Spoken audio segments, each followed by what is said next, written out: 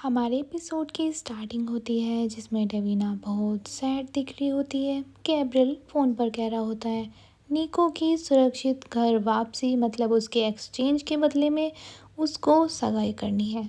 और डेविना उसकी बात पूरी करते हुए कहती है याकोवलेना की इकलौती वारिस पोती के साथ। डेविना अपने मन में सोचने लगती है ऑफ कोर्स यही वह चीज़ है जिसके पीछे वो स्टार्टिंग से थी। और वो अपने मन में ही सोच रही होती है कि जैसे गैब्रियल को कहीं बहुत दूर एक ट्रैप में बंद कर लिया गया हो और डेविना उसे बस बाहर से देख रही जा रही है। और वो कहती है मुझे लगता था कि वो मेरी पहुंच से और दूर नहीं जा सकता, लेकिन डेविना फ़ोन को तेज से जकड़ लेती है और कहती है तुमने हाँ कर दी है ना। गैब्रियल थोड़ी कांपती हुई आवाज़ में कहता है मैं हाँ अभी अभी नहीं। डेविना कहती है निको को सेफ्टी के साथ रखने का जो तुमने मुझसे प्रॉमिस किया है उसे करो। गैब्रियल थोड़ा दुखी होकर कहने लगता है बस ऐसे ही तुमने ये कह दिया। और डेविना फ़ोन पे कहती है तुम्हें फ़ोन करने से पहले ये जवाब पता था ना गैब्रियल। गैब्रियल कहता है मुझे उम्मीद थी कि तुम्हारे पास कोई सॉल्यूशन होगा। और ये सुनकर तो डेविना और ज़्यादा अपने दांत भींच लेती है जैसे वो अपने आप को कंट्रोल कर रही हो।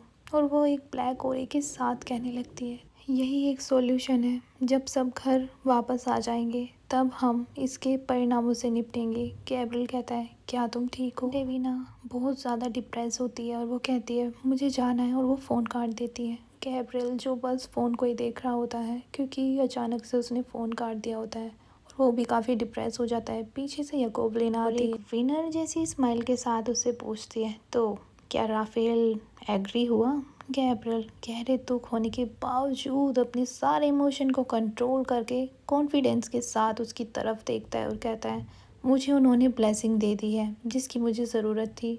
दूसरी ओर मिशन ग्राउंड देखते हैं जहाँ पर डेविना मन में सोच रही होती है, काफ़ी डीपली थॉट में वो डूबी होती है। इससे कोई फ़र्क नहीं पड़ता, ये कुछ भी नहीं बदलता।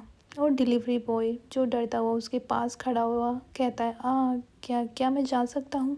डेविना उसकी रस्सियाँ खोल देती है और उसकी आंखों में झांक कर एक ठंडी सी आवाज़ में कहती है अपने ऐप में इस डिलीवरी को कंप्लीट करो। ये देखकर तो डिलीवरी बॉय भी थोड़ा घबरा जाता है और बोलता है ज़रूर मैम, आप जो कहें लेडी वही सही। और तभी जूलिया पीछे से आती है, काफ़ी शाइन ओरा के साथ कहने लगती है ये मिशन पूरा हुआ, मैं लाजवाब हूँ है ना। जूलिया कहती है बेचारा गार्ड उस टेक्स्ट को देखकर पूरी तरह उलझ गया था और मैंने फिर एक्ट किया कि मैडम ही ब्रिक्सो है, क्या तुम यकीन कर सकती हो।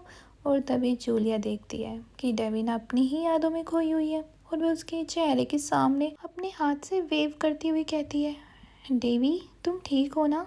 डेविना कहती है हाँ मैं ठीक हूँ, एडम कैसा है। और वो उसकी ओर देखती है। जूलिया थोड़ी सी हिचकिचाती हुई बताने लगती है वो ठीक तो नहीं है पर जिंदा है और अब पैकेज उसी के पास है। डेविना थोड़ी गुस्से में और कॉन्फिडेंस के साथ कहती है उसे बाहर निकालना ही हमारी प्रायोरिटी है, तेज और साफ तरीके से। उसके बाद हम अपना पूरा फोकस वेल को बचाने पर लगाएंगे। मीनवाइल हम वेल को देखते हैं जो बेचारी हैंडकफ में बैठी होती है इरिटेट होकर। एलिस पीछे से कहती है ओह एक अच्छी न्यूज़ है, हम दोनों के लिए एक मैचिंग पजामे लेकर आई हूँ। और एलिस सच में ही काफ़ी हैप्पी होती है, वो काफ़ी सारी ड्रेसेस लेके आती है उसके लिए। और वेल उदासी और गुस्से में उसे देख रही होती है। एलिस वो सारी ड्रेसेस रख देती है और वेल कहती है अब तुम मुझे इसी तरह तड़पाने वाली हो, टॉर्चर करोगी मुझे। एलिस कहती है वेल को प्यार से गले लगाते हुए मुझे पता था कि हमारी खूब जमेगी, हम एनिमी बनने के लिए ज़रूरत से ज़्यादा ही खूबसूरत है। और वेल काफ़ी अनकंफर्टेबल होती है उसके इस तरह से क्लोजनेस से और वो अपने फ़ोन में एक फ़ोटो ले लेती है उसके साथ और वो पोस्ट करने लगती है। एलिस कहती है मैं बबल टी ऑर्डर कर रही हूँ, तुम्हें चाहिए। रुको मुझे अंदाज़ा लगाने दो, लेमन जेली के साथ या ग्रीन टी। वेल जो काफ़ी काबरी होती है भूख के मारे और वो अपना काबू खो देती है और कहती है चिल्लाकर brown sugar milk tea double मोटी पर्ल्स बर्फ़ कम रखना। और ये सुनकर तो एलिस भी मुस्कुराने लगती है और उसका सारा ऑर्डर टाइप करने लगती है और कहती है यस डन। और फिर वो वेल की तरफ एक क्यूट सी स्माइल के साथ देखने लगती है और कहती है गुड, हॉरर मूवी मैराथन के बारे में क्या ख्याल है। और ये सुनकर वेल घबरा जाती है हैं क्या यही तुम्हारा प्लान है। ये सुनकर तो एलिस मुंह बनाकर दूसरी तरफ फेस टर्न कर लेती है और कहती है तुम सही कह रही हो, शायद हमारे पास ज़्यादा टाइम नहीं है डैडी एंजलिनी, तुम्हें लेने आने से पहले शायद हम फिल्म ख़त्म ही ना कर पाए। वेल ये सुन के तो खांसने लगती। क्या, एक्सक्यूज़ मी, डैडी एंजलिनी? एलिस अपना हाथ वेव करते हुए कहती है अरे छोड़ो भी, क्या तुम्हें उनमें वो सेक्सी फादर फिगर वाली एनर्जी महसूस नहीं होती? वेल चिढ़कर कहती है ये इस पर डिपेंड करता है कि तुम्हारे डैडी इश्यूज कितने बिगड़े हुए हैं। एलिस उसके और क्लोज आती है और कहती है मैं तो एक मुड़ी हुई बेडी स्ट्रो की तरह हूँ, यानी मेरा दिमाग बिल्कुल टेढ़ा है। वेल कहती है तुम्हें अपने लिए कोई बेहतर रोल मॉडल ढूंढना चाहिए था। एलिस कहती है वेल का हाथ होल्ड करके उसके क्लोज आके मेरी बड़ी बहन बन जाओ ना।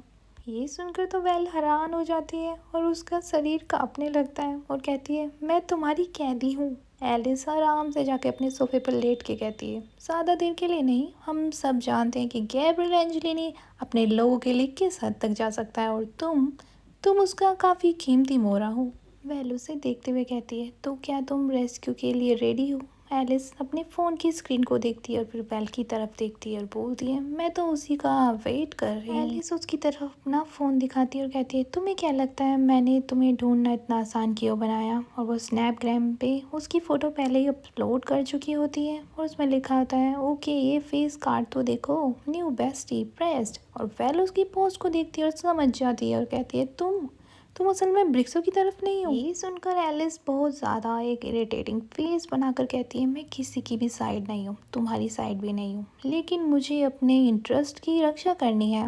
वेल कहती है तुम्हारा मतलब है कि तुम मुझे किसी चीज़ के बदले बेचने वाली हो? एलिस कहती है ऑफ कोर्स नॉट। एलिस अपने फ़ोन के साथ खेलते हुए बहुत शांति से कहती है मेरे पास एक एविडेंस है जिससे क्लियरली ब्रिक्स को उसी रशियन हेयर के मतलब याकोवलेना की ग्रैंड डॉटर के मर्डर में जोड़ता है और ये सबूत तुम्हारे बॉस को दिखाना चाहती हूँ। वेल गुस्से में चिल्लाती हुई कहती है तुमने अब तक वेट किया, तुम इस तरह पागलपन को शुरू होने से पहले भी रोक सकती थी। एलिस अपना फ़ोन उसकी तरफ दिखाते हुए कहती है मैंने ये सारे एविडेंस ब्रिक्सो के ही सहयोगी होने का नाटक करने से हासिल किया है। उसे मुझ पर इतना ट्रस्ट हो गया कि मैंने उसे एंजेलिनी परिवार को एक थाली में सजा कर दे दिया था। एलिस एक गुस्से और सीरियसनेस के साथ कहती है हम तुम वेनेशियन के साथ इतना ज़्यादा बिजनेस नहीं कर सकते जब तक ब्रिथवा मतलब रशियन लोगों का ये ब्लड वाला रिवेंज खत्म नहीं हो जाता। अगर बबूस्का मतलब याकोवलेना खुद ब्रिक्सो को ख़त्म कर देती है तो हमारा कॉन्ट्रैक्ट बहुत सुरक्षित रहेगा। ये सुनकर तो वेल अपने हाथों को अपने घुटनों पर गुस्से में मारती है और कहती है लेकिन हम भी तो यही चाहते थे, हम भी यही सेम कन्फेशन चाहते थे। एलिस उसे घूरते हुए कहती है नहीं तुम्हें नहीं मिलता। एलिस वेल के चेहरे के एकदम क्लोज आकर फुसफुसाकर कहती है तुम लोग ब्रिक्सो को इतनी देर तक कर नहीं रख पाते कि तुम्हें कोई पुख्ता सबूत मिल सके। वह तुम लोगों से कहीं ज़्यादा शातिर है। वेल गुस्से में कहती है हमें कम आंकने की गलती मत करो। एलिस वेल के पास आ जाती है और उसके हाथ को बहुत तेज जकड़ लेती है और कहती है ब्रिक्सो के कॉन्टैक्ट्स कनेक्शंस को कम आंकने की गलती मत करना। वेल घबरा कर उसका हाथ झटक देती है और कहती है तुम्हारे कहने का मतलब क्या है? एलिस एक डरावनी और एक मिस्ट्री नज़र के साथ कहती है तुम्हें उस शख्स के बारे में ज़्यादा फिक्रमंद होने की ज़रूरत नहीं है जिसने ब्रिक्सो की जंजीर को खोलकर उसे खुला छोड़ दिया है। एकदम हमारा सीन चेंज होता है द एलाइट नैनी अकेडमी की तरफ, जो कि एक कॉन्फिडेंशियल प्लेस है, और हम देखते हैं मिकी और लुइस आराम से बेड पर लोटे मार रहे हैं और मिकी कहने लगता है ड्राइंग करता हुआ नेक्स्ट टाइम हमें इनका टेस्ट प्लेग्राउंड के गेम्स में लेना चाहिए। लुइस कहता है और उन्हें नैनी माफिया के बारे में फ़ोन भी कर देना चाहिए। मिकी कहता है अच्छा आइडिया है। तभी गेट पर नॉक होता है और एक हेड नैनी अंदर आती है। नैनी कहती है मिकी तुम्हारे लिए एक पार्सल आया है।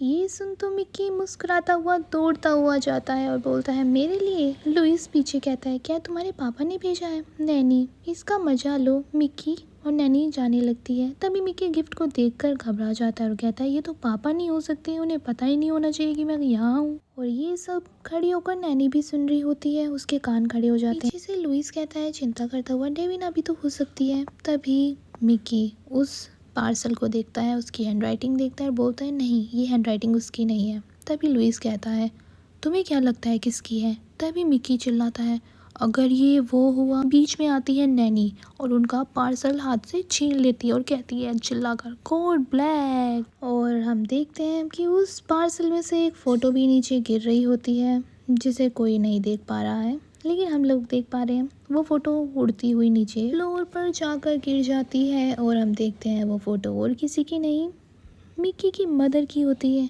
एमनी की। सो गाइस, एपिसोड यहीं पे एंड हो जाता है और नेक्स्ट एपिसोड के लिए आप चैनल सब्सक्राइब ज़रूर करना। Thank you so much and bye.